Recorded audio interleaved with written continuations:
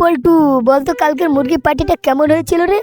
কি বলবো আর মামা, মুরগির রানের গোস্তটা এখনো আমার দাঁতের ফাঁসি বাজি রইছে। পার্টিটা সেই হয়েছিল। কি বলিস রে পল্টু, তাহলে তো আজকে একটা পার্টি দেওয়ার দরকার। ও মামা, অন্যের জিনিস চুরি করে খাইতে ভালোই লাগে। কথা তো ওটা না মামা, এত ভয় নিয়ে চুরি করতে যাবে কে মানুষের বাসায়?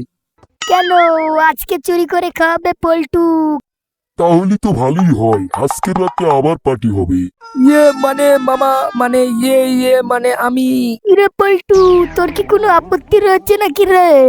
এই চালু করেছে, আমার কিসের আপত্তি থাকবে? তাহলে মনে হচ্ছে তো আজকে রাতে জব্বর পার্টি হবে। আমি তাহলে বক্সটা রেডি করে রাখছি। কোন বাড়িতে যে মুরগিটা চুরি করতে ঢুকি, কখন আবার কে মেরে হাত পা ভেঙে দেয়। না বাবা থাক, এইসব চুরি টুরির ভিতরে আর আমি নাই। কিন্তু চুরি না করে নিয়ে গেলে তো সিংহ মামা পল্টু মল্টুরা মেরে কেলিয়ে দিবে। দেখি যা আছে কপালে। অনেক ঘোরাঘুরি করার পর এই ঘরটায় পেলাম চুরি করার মতো। চুরি করলেও বিপদ, এখন না করলেও বিপদ। আমি আছি বড্ড জ্বালাই, দেখি ঘরের ভিতরে যাই। কিছুক্ষণ পর ও বাবা রে, ও মায়া রে, মেরে শেষ করে ফেললো রে।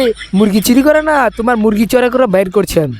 ও বাবা, শরীরের প্রত্যেকটা অঙ্গ গিরে গিরে ব্যথা করছে রে। কি মাঠটাই দিয়েছিল না রে।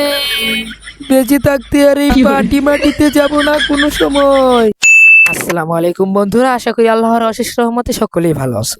তো আশা করি ভিডিওটি ভালো লেগেছে সবার। তো ভিডিওটি যদি ভালো লাগে তাহলে ভিডিওতে লাইক করে দাও। আর এরকম নতুন নতুন কার্টুন ভিডিও পেতে চ্যানেলটাকে সাবস্ক্রাইব করে রেখে দাও। আর হ্যাঁ, যদি ভিডিওটা ফেসবুক পেজ থেকে দেখে থাকো তাহলে ফেসবুক পেজটাকে ফলো করে দিও।